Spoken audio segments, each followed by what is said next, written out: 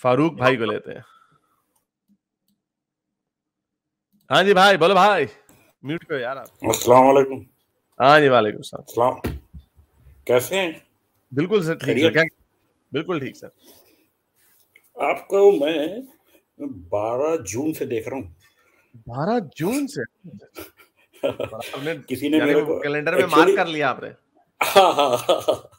तो एक्चुअली हुआ ऐसा कि एक हैं हमारे गैर मुस्लिम थे, उन्होंने इस्लाम कबूल करे थे। अच्छा। उन्होंने मेरे को, हाँ, एक्चुअली वो हम लोग दावत और तबलीग का काम करते रहते हैं, तो उन्होंने मेरे को फ़ोन करे थे कि आप जो है इनको जवाब दीजिए। देखिए, अब वो मैंने देखा तो आप देखिए, मेरा तो ऐसा सोचना है कि जितने भी लोग हैं जो मुस्लिम भी हैं, मगर वो जो ऑब्जेक्शन आप उठाते हैं, वो कहीं न कहीं उनके दिलों में ज़रूर रहता है और आपको ताज्जुब होगा, मेरे दिल में भी था। मगर अब वो क्या माशरे में जो ऐसा बना हुआ है माहौल, उसके सिलसिले में सब लगे हुए हैं उसी में। तो मैंने तो उनको बोल दिया, भई मैं तो जवाब देना मेरे लिए तो अभी तो फ़िलहाल मुश्किल है, क्योंकि ये खुद मेरे अंदर यही सवाल हैं, जिनका जवाब मैं आज तक नहीं पा सका। तो क्या बोल सकते हैं?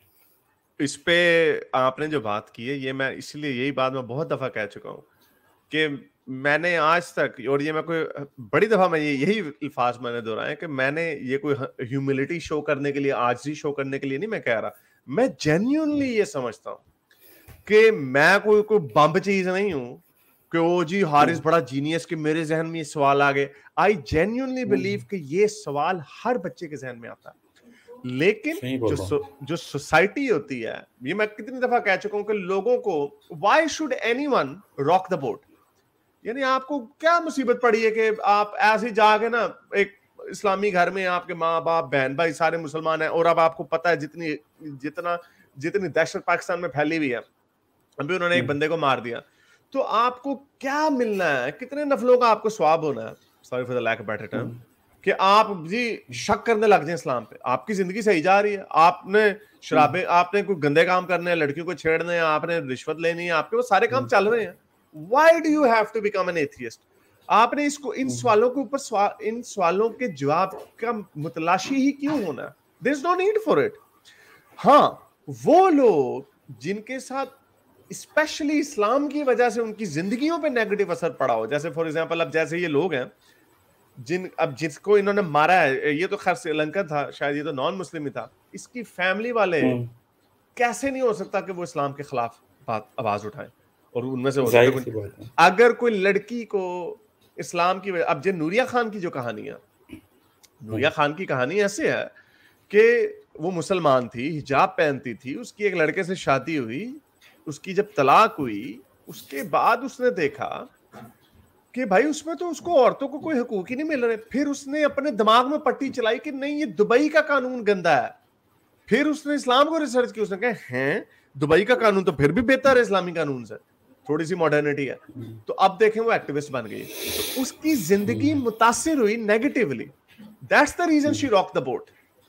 लेकिन मोस्टली लोग जो उनको it doesn't rock the boat. लेकिन फिर भी एक तजस्सुस इंसान का मैं इस पे कहता हूँ, ये जो क्वेश्चन की जवाब आते हैं ना बच्चों के, हर बंदे मेरे जहन में 9-10 साल की उम्र में जवाब आ गया था, सवाल आ गए थे, और किसी का जवाब नहीं, किसी के पास कोई जवाब नहीं था। अभी लोग बड़ा मेरा मजाक उड़ाते हो, इसको इसकी माँ ने जवाब नहीं दे सकी तो इसने इस्लाम छोड़ दिया, वाह वाह वाह। ओ भाई, माँ ने तो नहीं जवाब दिया, तुम्हारे अपने कोई साइंसदान ले आओ, तुम्हारे को अपने मौलवी ले आओ, किसी के पास कोई जवाब नहीं है जिसके खुदा कहाँ से आया, खुदा के दुनिया बनाने का क्या मकसद है। ये बस एक भोंडा सा, ये एक टेस्ट है। यानी मैं गाड़ी बनाऊं, मैं ये कहूं कि मैंने टेस्ट करना है कि इसका पेंट धूप में चलता है कि नहीं चलता। भाई आपने पेंट का काम करना, कोई और काम कर लो आप। ये क्या बात है? आपने गाड़ी बनाई, इसलिए गाड़ी इसलिए नहीं बनाई कि आपने गाड़ी में सैर करनी है, गाड़ी इसलिए बनाई आपने देखना है कि भाई इसका पेंट धूप में चलता है कि नहीं चलता। अच्छा, जिन चीज़ों की ये लोग दावत देते हैं, जिन चीज़ों को इस्लाम बताते हैं, मेरे को तो लगता है बड़े-बड़े इमाम, मौलाना तक उस पे गामज़न नहीं है। वो कुछ अलग ही करते हैं, अंदरूनी मामले उनके सब अलग ही हैं।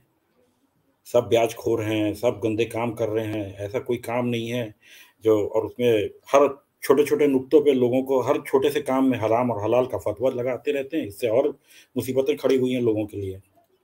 अच्छा, एक चीज और कह रहा था मैं, मैंने आपसे सवाल पूछना था, आप अगर आप जवाब नहीं देना चाहते तो प्लीज ना दीजिएगा। आपने कहा मुझे 12 जून से आपने सुनना शुरू किया, आपके जहन में पहले से सवाल थे, लेकिन आप तबलीग का काम भी करते थे या हैं, और क्या अभी भी आप मुसलमान हैं या आपका हाँ बिल्कुल हूँ।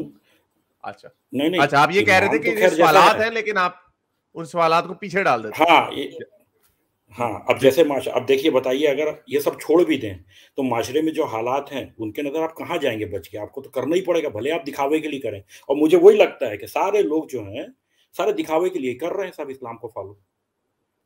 तो अभी आपने किसी भी मजहब को, मुझे तो लगता है जी जी जी एक चीज तो और लगता है, मुझे तो ये लगता है कि ये सब बताते हैं कि हम अल्लाह के मोहताज हैं। मुझे तो उल्टा ही लगता है, अल्लाह हमारा मोहताज है।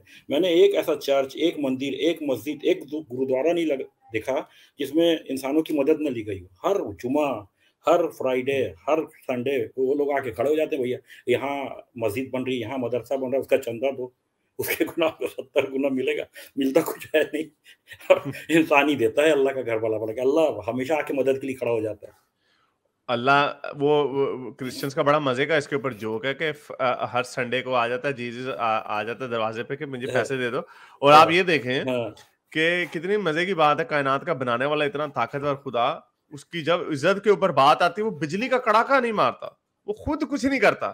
ये जो छोटे छोटे से लपूड़े से हैं, ये आके उनको अल्लाह का बदला लेते हैं। यानी ऐसे है कि हाथी का बदला लेने एक चूंटी आए किसी के, हाथी का चल पाजत हूं, I'll take care of it myself। चले थैंक यू। एक चीज और कह रहा था वो गालिब के पास एक छोटा बच्चा आता है इस्लाम, मेरे पास भी एक आया था, वो बेचारा चला गया था। आप तो खैर उससे अच्छे से वो करते हैं, मगर गालिब थोड़ा सा वो हो जाते हैं, उसको थोड़ा सा बोलिएगा उनसे कि वो क्या है कि बहुत बेचारा मेहनत करता है, कुछ तो निकलता है, कुछ मजा ही आता है उसको सुनने में, बड़ा अच्छा लगता है। नहीं, वो मेरा ख्याल नहीं, वो हुआ ये कि मेरा ख्याल गालिब के पास वो बहुत दफा आ चुका है वो, और एक ही वो बिग बैंग करता रहता, तो हम भी इंसान ही है। वो गालिब मेरा ख्याल इस वजह से उनका पेशेंस जो है वो रन आउट हो गया। लेकिन चले, बहुत शुक्रिया, चलिए thank you sir, thank you. अच्छा जी, मेरे इस नेक काम को जारी रखने के लिए मुझे पेपैल या पेट्रियन पे जरूर सपोर्ट कीजिए, ताकि मैं अपना पैगाम ज्यादा से ज्यादा लोगों तक पहुंचा सकूं।